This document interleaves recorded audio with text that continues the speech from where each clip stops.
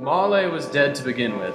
There's no doubt whatever about that. The register of his burial was signed by the clergyman, the clerk, the undertaker, and the chief mourner. Scrooge signed it. In Scrooge's name was good upon change for anything he chose to put his hand to. Scrooge knew he was dead. Of course he did. Scrooge and Marley were partners for I don't know how many years. But he was a tight-fisted hand at the grindstone, was Scrooge, a squeezing, wrenching, grasping, scraping, clutching, covetous old sinner, and once upon a time, of all the good days in the year, on Christmas Eve. Old Scrooge sat busy in his counting house, a grim, cheerless place if there ever was one. The door of Scrooge's counting house was open that he might keep his eye upon this clerk, Bob Cratchit, who in a cold and dismal little cell beyond worked at his ledgers. God rest ye merry gentlemen, let nothing you dismay. 19, 20, 21, 22, Was born on Christmas Day. 23, 26, 29, 9, carry 2. Bob Cratchit. Yes, Mr. Scrooge. Stop that infernal caterwauling. Yes, sir. 9, 15, 17. Singing their idiotic Christmas carols at my very door. Go on, get away from my door. Go somewhere else and bellow your blasted carols, or I'll give you... Why, Governor? It's an old custom at Christmas time, you know. Yes, and I don't want any of your old customs. Take your fellow fools and go away. Right, Christmas. sir. Merry Christmas anyway, sir. Now you get that letter from Higgins and Blackthorn, Cratchit, and then I want you to finish posting this ledger. And after that, you can pop over to Parthagill's and tell the fairy in Parthagill that you've come after those 17 shillings and 6 pence he's owed me since Macmillan's. And tell him I shall have a constable over there if he doesn't pay up at once. Mr. Parthagill's wife has been ill, sir. Oh, what do I care about his wife? I want my 17 and 6. I just thought it being Christmas, sir. Christmas. You mentioned that word to me once more, Bob Cratchit, and A Merry Christmas, Uncle. A Merry Christmas, Bob. Merry Christmas, Mr. Fred. God save you, Uncle. Bah, humbug. Christmas a humbug, Uncle. Now I'm sure you don't mean that. I mean just that. Exactly that. Merry Christmas. What right have you to be merry? What reason have you? You're poor enough. Well, what right have you to be dismal about Christmas, Uncle? You're rich enough. Bah!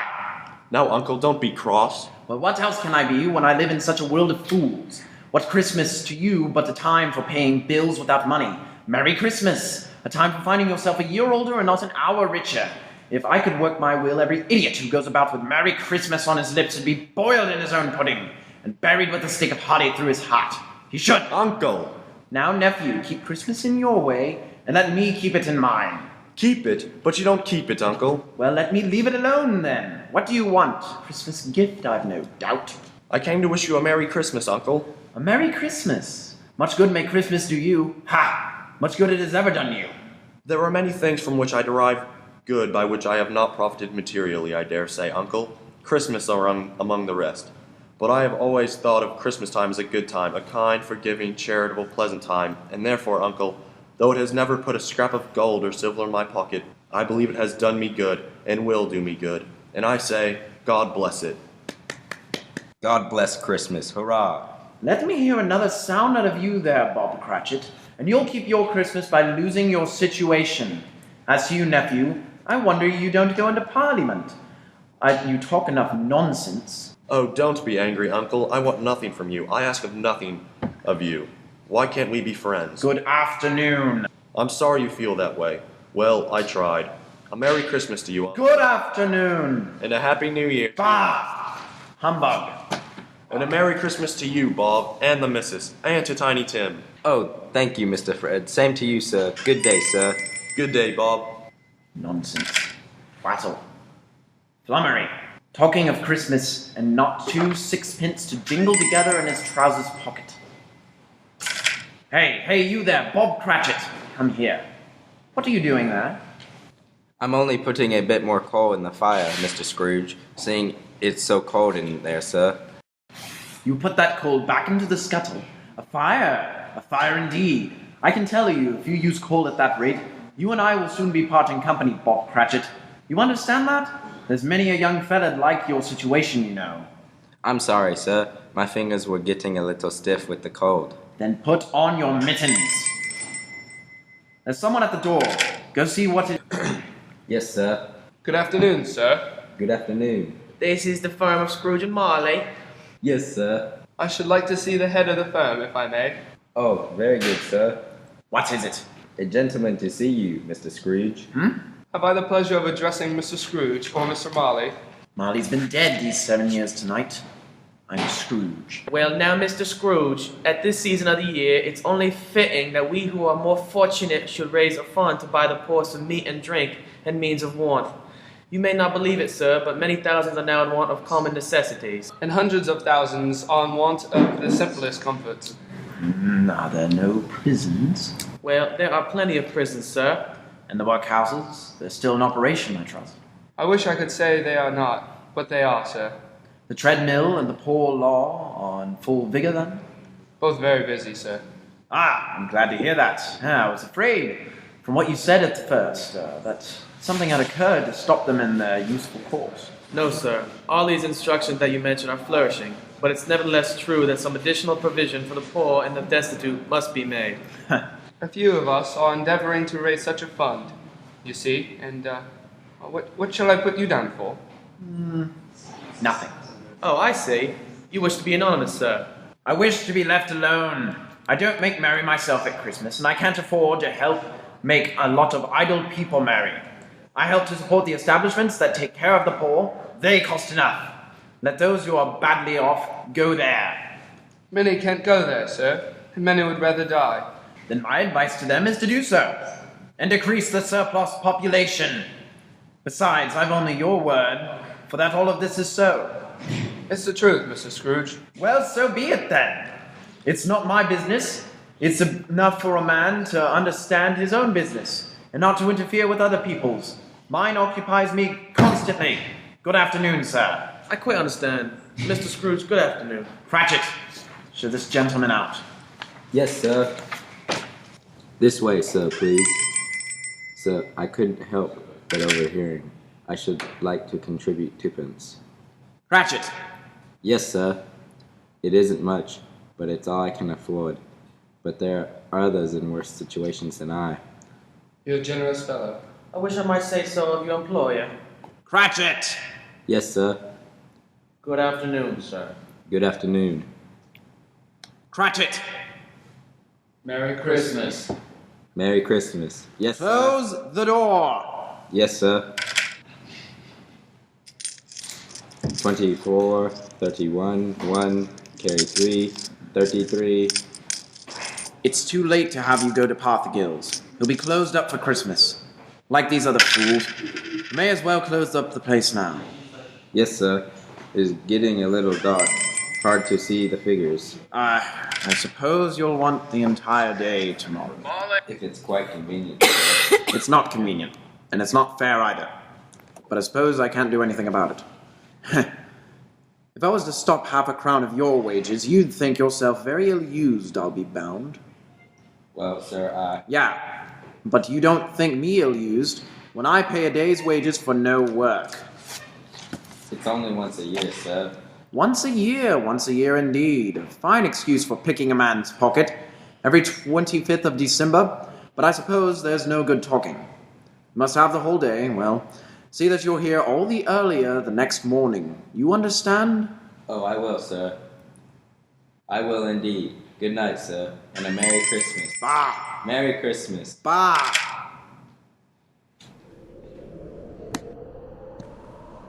The office was closed in a twinkling, and Bob Cratchit, with the long ends of his white comforter dangling below his waist, for he boasted no great coat, went down the slide on Corn Hill 20 times in honor of its being Christmas Eve, and then ran home to Camden Town as hard as he could pelt, to play with his family at Blind Man's Buff.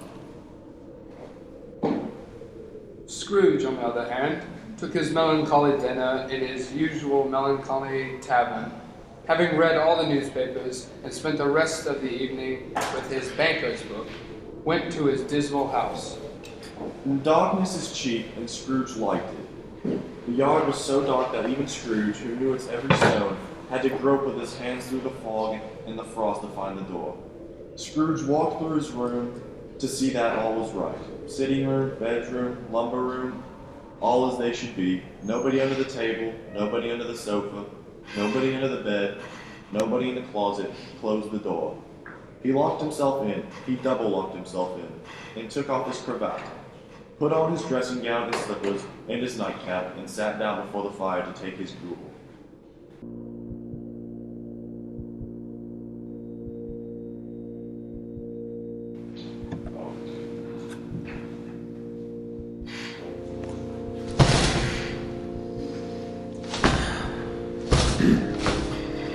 Marley? Marley? Marley! I could have sworn I saw... Humbug. Marley's been dead these 7 years. Humbug, all humbug. What I need is a good night's... What's that? Someone's in the wine cellar, but the door's locked and double locked. Something is coming. Something is coming closer. Outside my door? Bah! I won't believe it. Is Humbug still? Ebenezer Scrooge. Ebenezer Scrooge. Marley! Huh. No. What do you want with me? Much. Who are you? Ask me who I was. Oh, you're very particular for a ghost. All right then. Who were you? In life, I was your partner, Jacob Marley. Jacob Marley? But you're dead. You died 7 years ago. 7 years ago this very night. Humbug. What's wrong, Ebenezer? Don't you believe in me? I do not. You doubt your senses, Ebenezer? Yes, because little thing affects them. A slight disorder of the stomach makes them cheat. You can't be a ghost. You may be an undigested bit of beef, or a blot of mustard, or a crumb of cheese, a fragment of an underdone potato. Ha! There may be more gravy than grave about you, whatever you are. Ah, humbug, I tell you, humbug! I do believe in you. You are a ghost, Jacob. Thank you. But why do you walk the earth, Jacob? Why do you come to me? It is required of every man that the spirit within him should walk abroad among his fellow men, and travel far and wide, to witness what it cannot share, but it might share on earth, and turn to happiness. But tell me, Jacob, what is this chain you wear around you? I wear the chain I forged in life. I made it link by link, and yard by yard, by my own free will. Is its pattern strange to you, Ebenezer? Cash boxes, keys and padlocks, ledgers and purses. Yours was as heavy and as long as this 7 years ago. You have labored on it since, Ebenezer. Oh, Jacob, speak comfort to me, Jacob. Comforts I have none to give. I cannot rest, I cannot stay, I cannot linger. Weary journeys lie ahead of me. You travel fast? Yes, Ebenezer, on the wings of the wind. 7 years, dead and traveling all the time. 7 years, Ebenezer. 7 years of remorse. Ebenezer, do you know that no space of regret can make amends for one's life's opportunities misused? But you are always a good man of business, Jacob. Business? Mankind was my business. Charity, mercy, benevolence, they were all my business. The dealings of my trade were but a drop of water in the comprehensive ocean of my business. Jacob, don't take on so now, Jacob. Listen to me, Ebenezer. I'll listen to you, Jacob. Go on, Jacob, speak. Speak to me, but don't be so flowery. Ebenezer, I am here to warn you that you have yet a chance of hope of escaping my fate. Do you hear that, Ebenezer? Yes, Jacob. Yes, you always were a good friend to me, Jacob. Thanks, Jacob. But go on. How shall I escape? Oh, I'm afraid, Jacob. You will be haunted by 3 spirits. Is that the only chance of hope, Jacob? It is your only chance and hope. Well then, I think I'd rather not. Without their visits, you cannot hope to shun the path I tread. Expects the first tomorrow, the bell draws one. Couldn't I take 'em all at once and have it over, Jacob? Ebenezer, look that, for your own sake. You remember what has passed between us. Remember, when the bell draws one, look for the first spirit. Marley! Jacob Marley!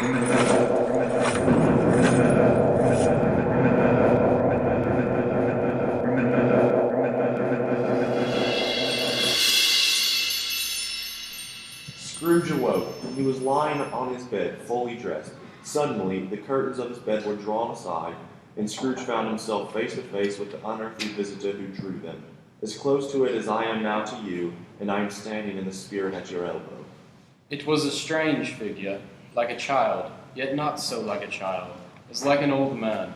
Its hair, which hung about its neck and down its back, was white as if with age, and yet the face had not a wrinkle in it, and the tenderest bloom was on the skin. The arms were long and muscular, the hands the same, as if its hold were of uncommon strength. Ebenezer Scrooge. Who's that? Ebenezer Scrooge, I've come for you. You, are you the spirit whose coming was foretold me? I am that spirit.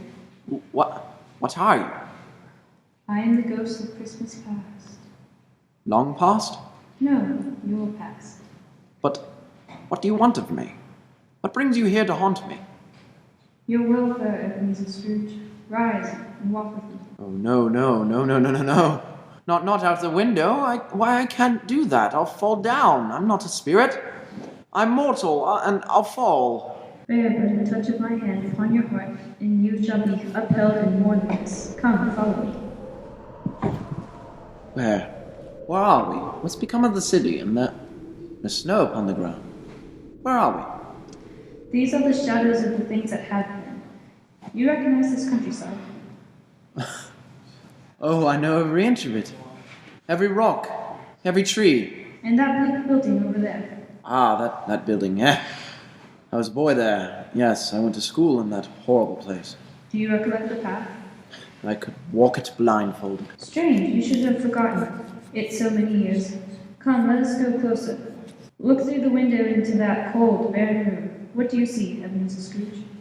I see a boy. A solitary child, neglected by his family, alone. Yes, I suppose I know that boy. I was so lonely. Poor boy. Your lip is trembling, Scrooge. And what is that on your cheek? It's nothing. Nothing at all. I wish I... No, it's too late now. What's the matter? Nothing. The waifs came to my door singing Christmas carols last night, and there was a boy like that among them.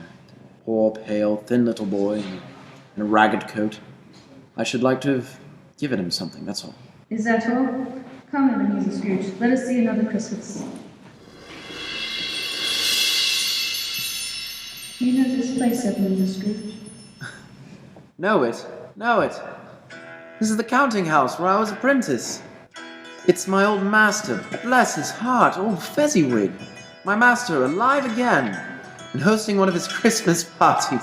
Pick your partners. Listen to him. Corkscrew, thread the needle and back to your places. And there's Dick Wilkins. Poor Dick, dear. Yes, and look, there's Mrs. Fezziwig herself, looking younger in any of them. And the tables all loaded with roasts and cider, mince pies and beer. Oh, what a jolly time we used to have. That carefree young man with the light heart and the gay smile. Do you recognize him? Yes. Merciful heaven, how happy I was then. A small matter for old Fezziwig to make those silly folks so pleased. Small matter? Small indeed. Isn't it? He has spent only a few pounds of your mortal money. Is that so much that he deserves praise? It's not that, Spirit. Old Fezziwig has the power to make us happy or unhappy, to make our service light or heavy. His power lies in words and looks and in things so tiny that it's impossible to count them up. The happiness he gives is quite as great as if it cost a... What is the matter? Oh, nothing at all, Spirit. Something, I think. No. Speak. Well, only it's just that I should like to be able to say a word or two to my clerk. Bob Cratchit, that's all. My time grows short, and we have yet another journey to make. Where now? Come. This is our last visit to the past, Ebenezer. Here, in this little room, with that fair young girl by your side.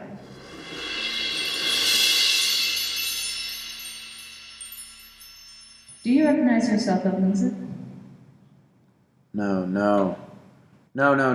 Spare me this. You're older now, a man in the prime of life. Your face has begun to wear the signs of care and avarice. Your eyes are greedy, the eager, restless eyes of a miser. No, please. She knows it, too, that girl by your side. There are tears in her eyes. It matters to you very little, I know that. Belle, have I changed toward you? When we were engaged, we were both poor. Was it better then, better to be poor? Better, at least to be happy. You're changed. You were another man then. I was a boy. You blame me because I've grown wiser. Have I ever tried to break our engagement? In words? No, never. In what then? In a changed nature. In an altered spirit. In everything that made my love of any value in your sight. So I release you from your promise. Belle. Oh, at first it may cause you pain to lose me. A very brief pain. But soon it will be a dim, like a half-remembered dream, an unprofitable dream. And you will be glad to be awake from such a dream. May you be happy in the life you have chosen, Ebenezer, for the love of whom you once loved. That's enough. Show me no more. Take me home. These were the shadows of things that have been. That they are what they are. Do not blame me. No more. One shadow more. Come. Do you see this man, Ebenezer Scrooge? This man might have been you, and that woman beside him, your wife. And that girl might have been your daughter, Ebenezer Scrooge. She might have called you father. She might have been the springtime in the haggard winter of your life. Spirit, let me go. Show me no more.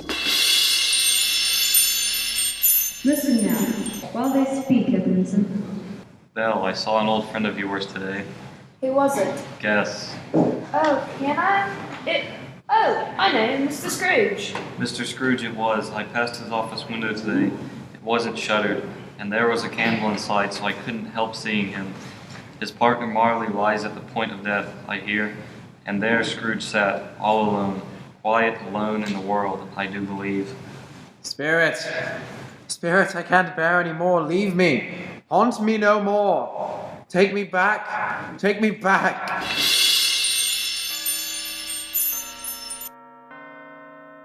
On the stroke of one, Scrooge awakened suddenly and sat bolt upright in his own bed. He remembered the words of Marley's ghost and wondered from which direction the second spectre would appear. At that moment, nothing between a baby and a rhinoceros would have astonished him very much. Now, being prepared for almost anything, he was not by any means prepared for nothing, and consequently, when no shape appeared, he was taken with a violent fit of trembling. 5 minutes, 10 minutes, a quarter of an hour went by, yet nothing came.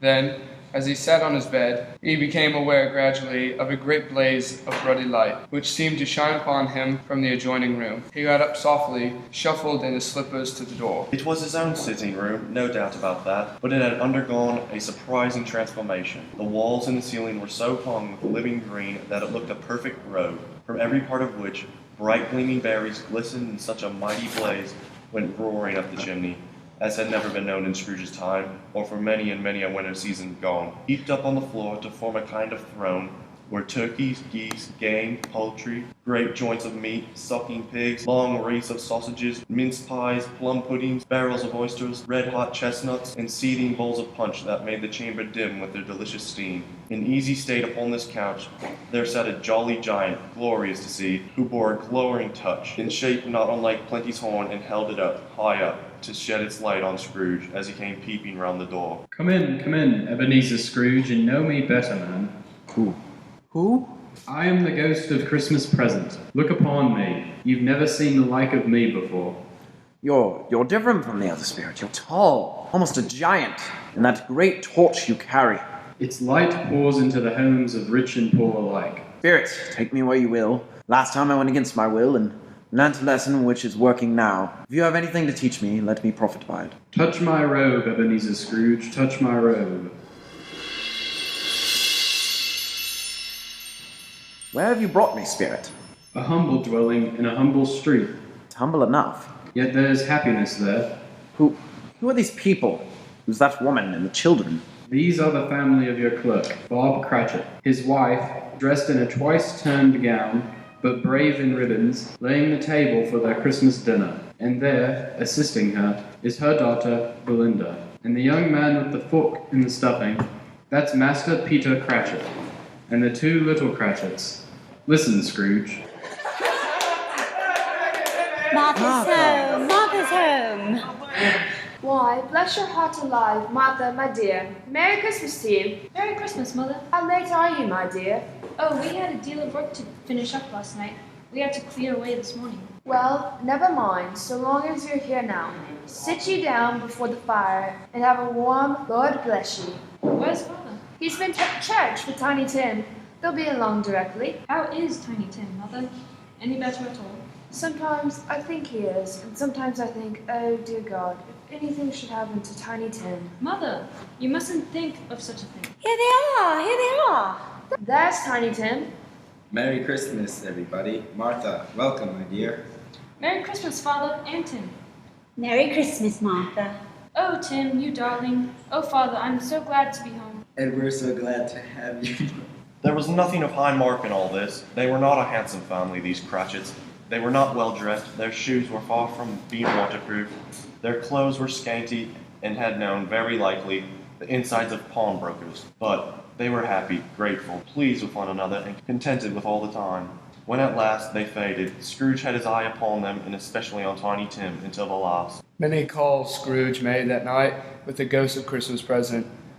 Down among the miners they went, with labor in their bowels of the earth, and out to sea among the sailors at their watch, dark, ghostly figures in their several stations. Much they saw, and far they went. In many places they visited, but always with a happy end. The spirits stood beside sick beds, and they were cheerful. On foreign lands, and they were close at home. By poverty, and it was rich. In almshouse, hospital, and jail, where vain man, in his little brief authority, had not made fast the door, and barred from spirit out. The spirit left his blessing. It was long a night. If it was only a night, and it was strange, too, that while Scrooge remained unaltered in his outward form, the ghost grew older, clearly older. My life upon this globe is very brief, Ebenezer. It ends tonight. Tonight? Tonight at midnight. Hark! The hour has come. Oh, no, not yet, not yet. There's still more things I wish to learn. These you will learn from still another spirit. Still another spirit, Ebenezer. Scrooge looked about him for the ghost. It had vanished, and he found himself once more in his bed, in his dressing gown and his nightcap on his head. He heard the clock strike, and then he remembered the prediction of old Jacob Marley, and lifting up his eyes, beheld the third spirit. A solemn phantom, shrouded in black, draped and hooded, coming towards him slowly and silently, like a mist along the ground. I know you. You are the ghost of Christmas yet to come. You'll show me the shadows of things that have not happened, but will happen in the lifetime before us. Answer me, spirit, ghost of the future. I fear you more than any spectre I've seen, yet I know your purpose is to do me good. And as I know to live, to be another man from what I was, lead on. Lead on, the night's waning fast, and time's precious. Spirit, why have you brought me here again, here to Bob Cratchit's home? Why is it so quiet, so very quiet here? Mother, please. Oh, my son, my little son, Tiny Tim, I loved him so. Oh, Mother dear, you mustn't. It's almost time for Father to be home. Don't let him see you crying. Yes, Martha. He's late tonight. He walks slower than he used to. And yet I've known him to walk very fast indeed with Tiny Tim on his shoulder. So have I, Mother. But he was light to carry, and his father loved him so that it was no trouble. No trouble. Bob! Good evening, my dear. You're late, Bob. Yes, I'm sorry, my dear. I went to churchyard today. I wish you could have gone with me. It would have done your heart good to see how sweet and green a place it is. But you'll see it often. I promised him. Yes, I promised Tiny Tim we'd walk there on a Sunday. Father, dear. It's God's will, Bob. I'm trying to understand it, my dear. My son, my little son, Tiny Tim, and I loved him so. Oh, that's cool. Cool spirit. Can't you give me one ray of hope that I may change all that? The Tiny Tim may live. Where are you taking me now? Here on a common street, spirit. What is there for me to learn here? Who are these men? I don't know much about it. Either way, I only know he's dead. When did he die? Last night, I believe. It's likely to be a very cheap funeral, for upon my life, I don't know anybody to go to it. I don't mind going if a lunch is provided. Come to think of it, I'll bet I was his best friend. What? We used to nod to each other when we met in the street. Spirit, help me. Who is this man that died? Is there no one to mourn the poor creature? No one to follow him to the grave? Perhaps they'll give him a green grave at least, like poor Tiny Tim, perhaps. Spirit, where are we now? Merciful heaven! A churchyard overrun by grass and weeds, choked with too much burying. Desolate, lonely, crumbling gravestones. Spirit, before I draw near to that gravestone, answer me one question. Are these the shadows of things that will be? Or are they the shadows of things that may be? Only... Will you not speak to me, Spirit? What is that grave to which you point? Now I see it. There's written on that stone, the name on the gravestone is Ebenezer Scrooge. Ebenezer Scrooge, oh no, Spirit, no, hear me. I'm not the man I was. Why, show me this. If I am not past all hope, tell me that I can change these dreadful shadows that you've shown me by an altered life. I'll honor Christmas in my heart. I'll try to keep it all the year. I'll live in the past, the present, and the future. And I'll not shut out the lessons that they teach. Tell me, Spirit. Go on, tell me. Tell me that I can spun away the writing on that stone, Spirit. I beg you, Spirit, I beg you. Spirit, I promise on my knees, I promise. Why, what's that? It's my own drape. I'm in home. In my own bed. In my own room. And the sun's shining. It's clear, it's bright, no fog. What a beautiful day, oh glorious, glorious. Hey boy, oh boy. Yes, sir. What's today? What's that, sir? What day is it, my fine fellow? Today? Why, it's Christmas Day. Ha ha! Christmas Day, then I haven't missed it. The spirits have done it all in one night. In one night. How's that, sir? Listen, my lad. You know where the poulterer is, the next street? Oh, I should say I do. An intelligent boy, a remarkable boy. Tell me, do you know if they sold the prize turkey that was hanging in the window? The one as big as me. What a delightful boy. It's a pleasure to talk to you. Yes, my buck. It's hanging there now, sir. That's wonderful. Go down with you. And tell him to send it to Bob Cratchit and his family on Broad Street. And mind you, they're not to know who paid for it. Go along. Hurry, my lad. Here, wait a minute. Here's half a crown for your trouble. Yes, sir. A Merry Christmas, sir. And a Merry Christmas to you, my boy. Oh, I don't know what to do. I'm as light as a feather, as happy as an angel. I'm as merry as a schoolboy. Merry Christmas! A Merry Christmas to everybody! A Happy New Year to all the world! Whoa, hello! My dear sir, how do you do? I beg your pardon? Well, you, sir, aren't you the gentleman who came to my office in regard to that charity? Why, yes, sir. A Merry Christmas to you. Yes, sir. Allow me to ask your pardon, sir, and I will have the goodness to accept... I prefer to whisper this. Now, not a farthing less. A great many back payments are included in it, I assure you. Will you do me that favor? Well, my dear sir, I don't know what to say to such generosity. Now, don't say anything, please. Come and see me, will you? Will you come and see me? We will indeed. Aha, thank you. I am much obliged to you. I thank you 50 times. Bless you. Merry Christmas. Next morning, Scrooge was early at his office. He went early for a reason. If he could only be there first and catch Bob Cratchit coming late. That was the thing he'd set his heart upon. And he did it. Yes, he did. The clock struck 9. No Bob. A quarter past. No Bob. Scrooge sat with his door wide open, that he might see him come in. At last he came. His hat was off, before he opened the door. His comforter, too. He was on his stool in a jiffy, driving away with his pen, as if he were trying to overtake 9 o'clock. And he did it. Yes, he did. The clock struck 9. No Bob. A quarter past. No Bob. Scrooge sat with his door wide open, that he might see him come in. At last he came. His hat was off, before he opened the door. His comforter, too. He was on his stool in a jiffy, driving away with his pen, as if he were trying to overtake 9 o'clock. 15 and 21, 6 carry the 1, 24 and carry the 2, 31 and 8 and 9. Hello, you Cratchit. Yes, sir. Step this way, Cratchit, if you please. What do you mean by coming at this time of day? What? I am very sorry, sir. I was behind my time. You are. Yes, I think you are. Oh, it's only once a year, Mr. Scrooge. It shall not be repeated. I was making rather merry yesterday, sir. I'll tell you what, my friend, I'll not stand for this sort of thing any longer. And therefore, Bob Cratchit, I'm about to raise your salary. Mr. Scrooge, are you quite yourself, sir? No, thank heaven I'm not quite myself. Merry Christmas, Bob.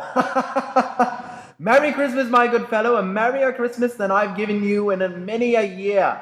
I shall raise your salary, and we'll see what we can do for Tiny Tim and the rest of your family. Ha-ha! We'll discuss it this very afternoon over a Christmas bowl of smoking bishop. Bob, make up the fire, make it up, and buy another coal scuttle before you dot another I, Bob Cratchit. Scrooge was better than his word. He did it all and infinitely more. To Tiny Tim, who did not die, he was a second father. He became as good a friend, as good a master, as good a man as the good old city knew, or any other good old city, town or borough in the good old world. Some people laughed to see the alteration in him, but he let them laugh, and little heeded them. His own heart laughed. That was quite enough for him. He had no further intercourse with the spirits, but lived upon the total abstinence principle ever afterwards. And it was always said of him that he knew how to keep Christmas well, if any man alive possessed the knowledge. May that truly be said of us, of all of us. And so, as Tiny Tim observed, God bless us, everyone.